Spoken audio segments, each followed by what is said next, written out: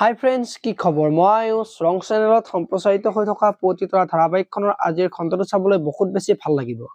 কিয়নো যোৱাটো খণ্ডত আৰডি এছ'চিয়েশ্যনৰ পৰা ফোন কৰি চাকৰি হোৱা কথাটো অনুক কৈছিল আৰু তেতিয়া অনু তালৈ যোৱাত তুমি চাগে আচৰিত হৈছা, মই তোমাক কিয় চিলেক্ট কৰিছো আৰু সেইদিনা তই বুলি মাতিছিলো, আজি তুমি বুলি কোৱাত অনুই মোক চাকৰিটো দিয়াৰ কাৰণ কি বুলি সোধাত ৰিধিমাই মোৰ কোম্পানীটো ফাৰ্ষ্ট অফ দা বেষ্ট বনাব বিচাৰো আৰু মই সেই অকলে কৰিব নোৱাৰো, তাৰ বাবে এমপ্লয়ীবোৰ ষ্ট্ৰং হ'ব লাগিব আৰু তুমি মোৰ দৰে ছোৱালী এজনীৰ লগত যুঁজিব পাৰিছা, এইটো সহজ কথা নহয়, গতিকে তুমি পাৰিবা, সেইকাৰণে তোমাক চিলেক্ট কৰিছো বুলি অনুক কোৱাত দেখিবলৈ পাইছিল। আজিৰ খণ্ডটো জিউ অনুৰ ওচৰলৈ যাব আৰু বা তুমি কিয় চিন্তা কৰি আছা, ইমান ভাল চাকৰি এটা পাইছা, হাঁহি ফূৰ্তিহে কৰিব লাগে,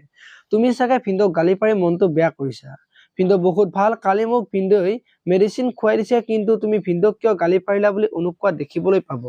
ইফালে আকৌ বেদ আজি জিয়াৰ ওচৰত যাব আৰু জিয়াক খোৱা বস্তুখিনি খাবলৈ দিব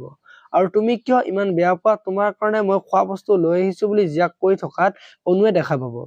আৰু এইজনী বেদদাৰ ছোৱালী নেকি, আজিলৈকে মোক এবাৰো কোৱা নাই কিয় বুলি অনুৱে চিন্তা কৰিব।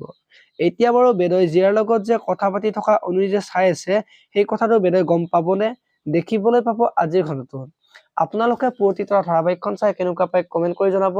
আৰু যদি আপোনালোকে এতিয়ালৈকে চেনেলটো ছাবস্ক্ৰাইব কৰা নাই তেতিয়াহ'লে চেনেলটো ছাবস্ক্ৰাইব কৰি ভিডিঅ'টোত এটা লাইক কৰি দিব। ধন্যবাদ।